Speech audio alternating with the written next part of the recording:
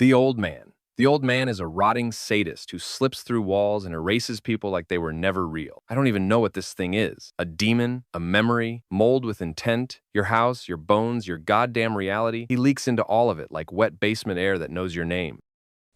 He doesn't walk, he seeps, smiling, always smiling. And when he's bored, he grabs you and drags you into his world. A pocket dimension full of rust and screaming metal and time that loops like a broken VHS tape of someone begging for help. He doesn't kill you, he studies you. And you know what the worst part is? You come back. Not the same. Not even broken, more like stretched, thin. Like you remember pain from before you were born. Every person who survives him, and that's barely anyone, starts unraveling like their DNA remembers something it shouldn't. And containment? Please. He lets them think they've trapped him. It's a game. He escapes when he feels like it, leaves just enough of himself behind to keep the fear alive, because he's not trapped. We are. Every time you think the wall's breathing, that's him, testing you, watching, deciding whether you're worth the effort. Now I like to rate my stuff. Time to give this guy a number. SCP-682. You know that feeling when you stub your toe and swear you'll never recover? Imagine that, but on an interdimensional, genocidal scale. SCP-682 is the hard-to-destroy reptile, a sentient lizard thing that hates everything, literally everything. Its entire existence is a relentless scream of rage, fueled by an insatiable hatred for all life, including the scientists trying desperately to dissect or vaporize it. It's like the universe's ultimate grudge match embodied in scaly skin. This creature evolves constantly, shrugging off death like it's a minor inconvenience. You think a tank will stop it? Cute. It adapts faster than your worst nightmare can fully form, flipping biology on its head with each attempt to snuff it out. It's the cosmic equivalent of that one neighbor who throws parties every night, destroys your fence, and laughs in your face. Now, South Carolina P-682 isn't just tough. It's psychotic genius, capable of scheming escape plans and mocking the people who think they're in control. And the Foundation? They keep poking this cosmic grizzly bear with a stick because, well, what else are you supposed to do when the monster keeps coming back, hungrier and angrier? It's like trying to argue with a brick wall, except that wall can regenerate limbs, spit acid, and has a vendetta against humanity.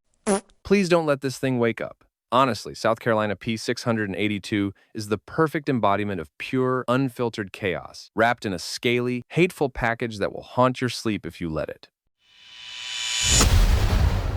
The Plague Doctor. The Plague Doctor is a soft-spoken, corpse-making lunatic who thinks death is a prescription. There's something extra unsettling about someone who kills with manners. He doesn't growl. He just walks toward you in that Plague-era bird mask, curved like death itself, and in the calmest voice imaginable says, "You are sick, but I will cure you." Then, you die. Not dramatically, not in a blood-splattered panic. You just collapse, like your body realizes it doesn't belong to you anymore. And if you're lucky, that's it. If not, he fixes you. He opens you up, reworks your insides like a failed art project, and sends you back into the world as a twitching, moaning shell of whatever you used to be. He calls them cures. Well, his words, not mine. What you gonna do? Fight him?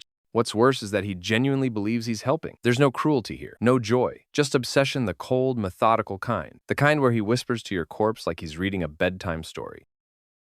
He isn't trying to hurt you, he's trying to save you from some invisible pestilence only he can detect. Some say he's delusional, others think he knows something we don't, but in either case, his touch is death disguised as mercy. The Foundation keeps him in containment like a virus in a box, always watching, always afraid he'll find a new way to spread his medicine. Because you can lock the doctor away, but you can't quarantine madness dressed in purpose.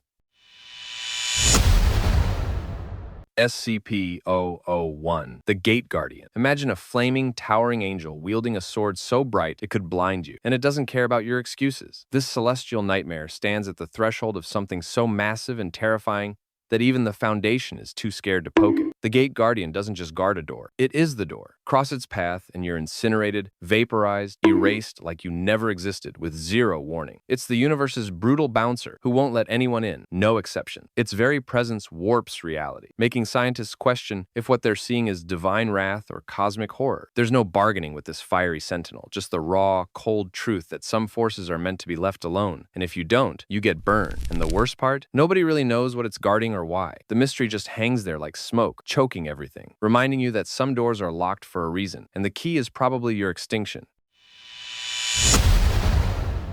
SCP-096. SCP-096, aka the Shy Guy, is a freakishly tall, bleach-white stick figure with arms so long he could tie his shoes without bending over. His face? Nobody talks about it not for manners, but because If you see it, even in a blurry photo from the 90-second, you've basically signed your own death certificate. The moment you do, he goes from harmless wall ornament to screaming nightmare in half a second, then runs through walls, across oceans, over mountains. Hiding doesn't matter. He'll find you.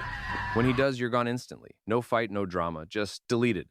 After, he cries like a broken Roomba and trudges back to his steel box. The Foundation's rule: don't look at him. And if you think you can kill him, bullets, bombs, acid, nothing works. You could throw him into the sun and he'd still show up at your door, crispy but ready.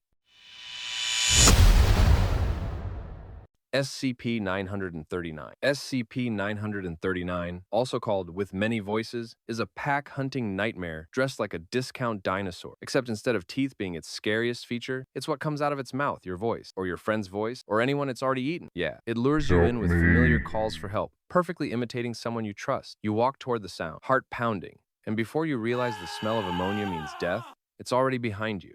Then it's all claws, teeth, and no witnesses. They're blind, but don't let that comfort you. Their hearing could probably pick up a mouse sneeze from across a football field. Worse, they don't just kill. They stalk, waiting, listening, whispering in voices you thought were safe. The Foundation keeps them in soundproof chambers because if you hear them, you're already halfway in their mouth. And don't think plugging your ears will save you. Curiosity is the leash they pull you in with. And by the time you ignore it, they're close enough to taste.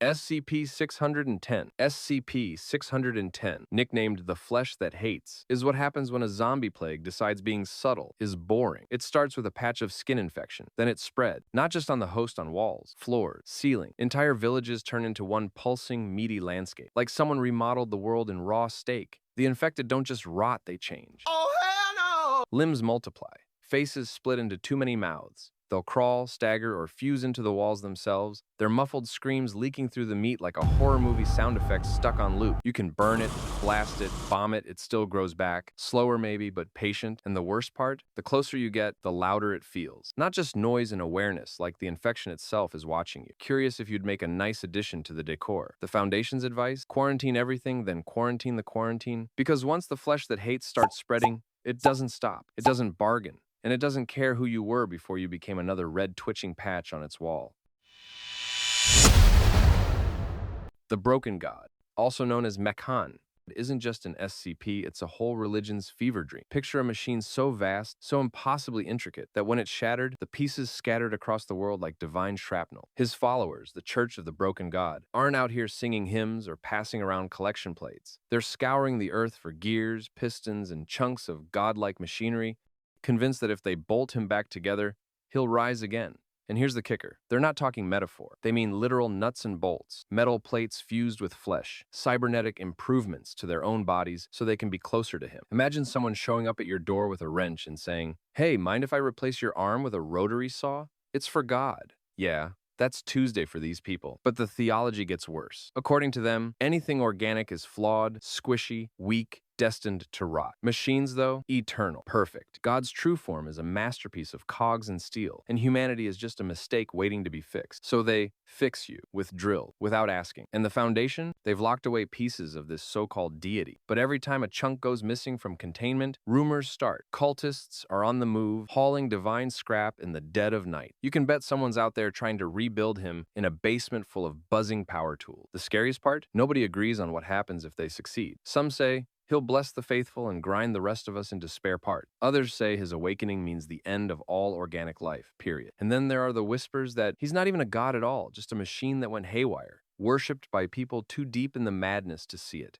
Either way, the broken god isn't just broken. The people trying to fix him are worse, because the day they get him running again, it won't be salvation rolling down the street. It'll be a god-sized engine, and you're the raw material. Thanks for watching. See y'all on the next video.